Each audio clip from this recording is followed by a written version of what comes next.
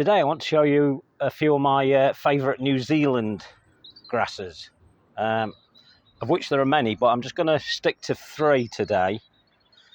So here at Grassy Bottom I both grow grasses in pots and in the garden and in other weird containers, as I'm sure you're aware, that I collect. And I want to bring your attention to this one. Now, the reason I'm bringing your attention to this one is because I've just picked up one that I'm taking for sale tonight to a talk I'm doing. And it's quite a large specimen. And it looked really nice. So I thought, well, let's do a little YouTube on these. Now, this is called Carex testacea, and the family's quite big. There's a lot of Carexes. There's some native to Britain.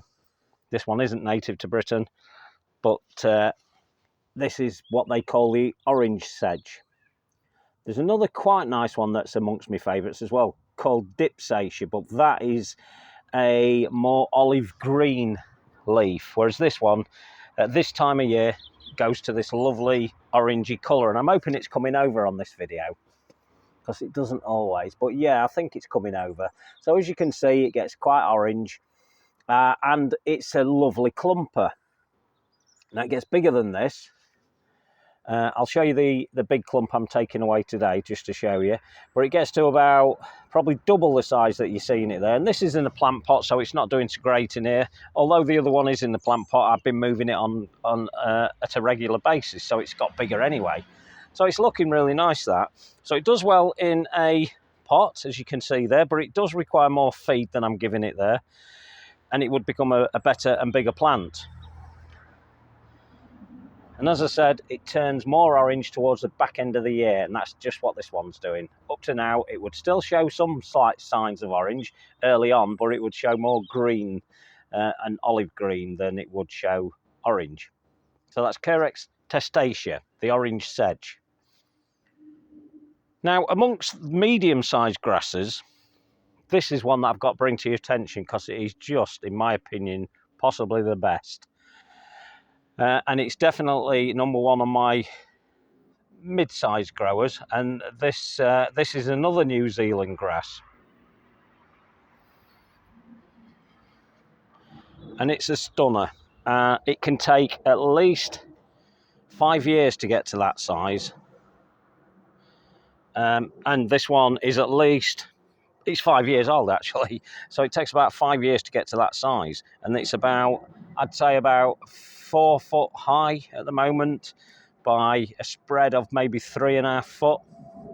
And this particular one's called China Cloak Rubra.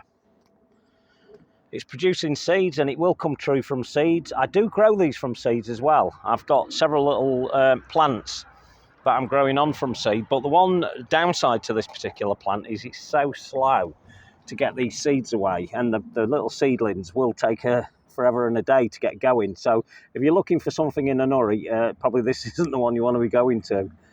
But nevertheless, it's beautiful. Now this one actually shows different colours throughout.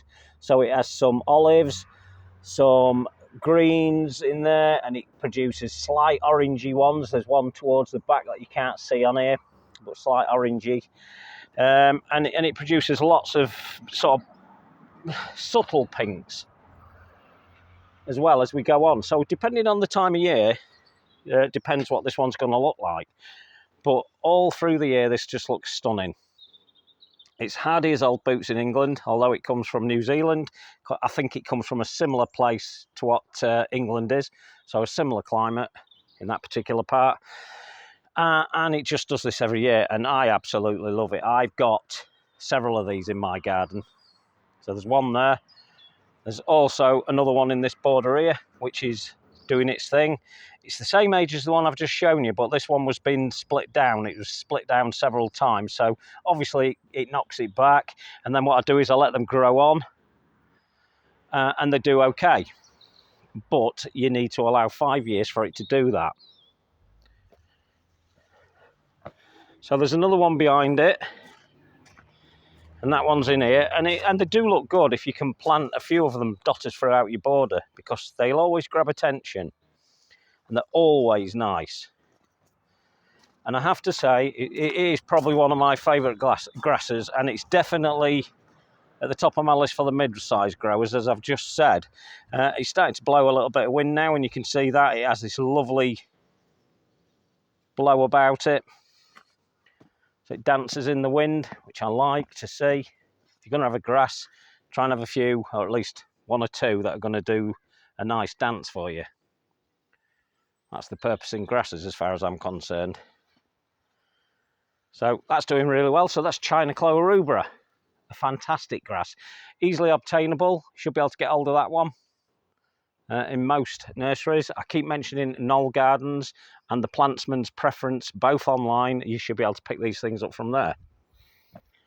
So let's walk you over to a pampas grass.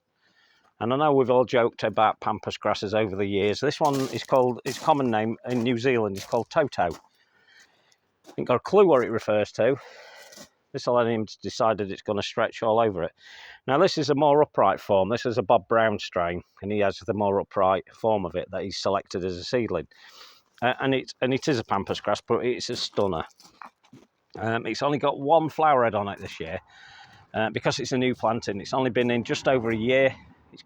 It gets away quite quickly as well, but it will produce loads of those, and it really does look elegant, and it's classed as one of the most elegant pampases, and that it is. It's beautiful.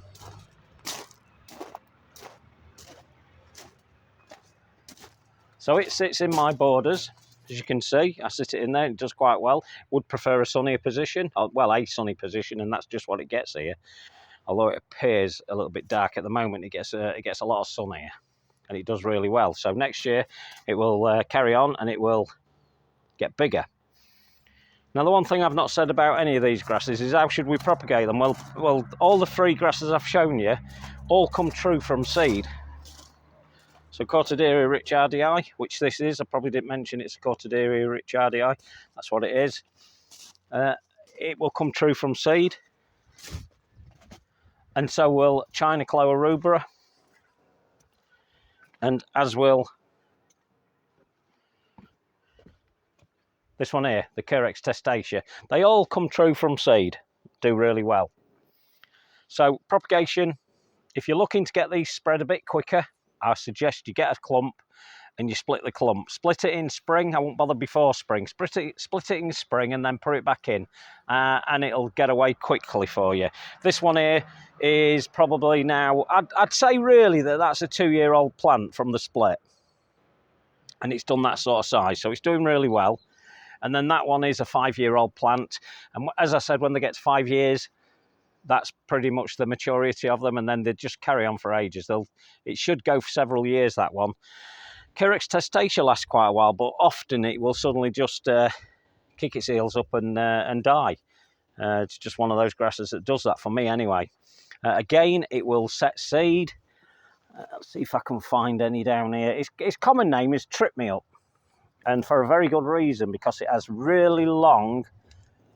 Oh, here we go. Here's one. Is this one? Yeah, here we go. Here's one here. So this is the seed head, or the stem rather, to the seed head. And there's the little seed head on the end of it. And it'll come true from that.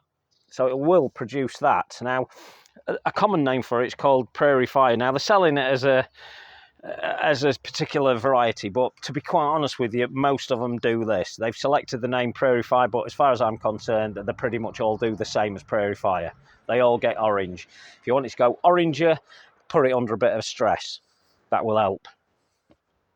So, that's the three grasses. Now, I did say I would show you the bigger clump, so let's just pop up there now and have a look at that one before we stop this video. And there it is. There, the bigger clump. That's going away for sale. Hopefully somebody will buy that tonight. And that'll sell quite well, along with all these other ones. But that's nothing to do with this video. So the three New Zealand grasses that I recommend are those three. Cortaderia richardii, Carex testacea, and China Clover Rubra. Out of all the three, I'd be hard to choose which one I would recommend the best, but I would, for attractability, I would go for that one, which is China Clover Rubra. But if you're going to multiply it, you can, as I said, do it from seed, but I wouldn't bother.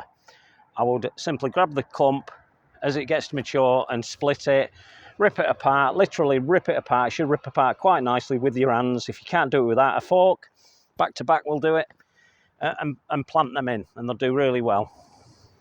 And I love them, and I've got them all over the garden, and I can't rate that one enough. Okay. Thanks for looking.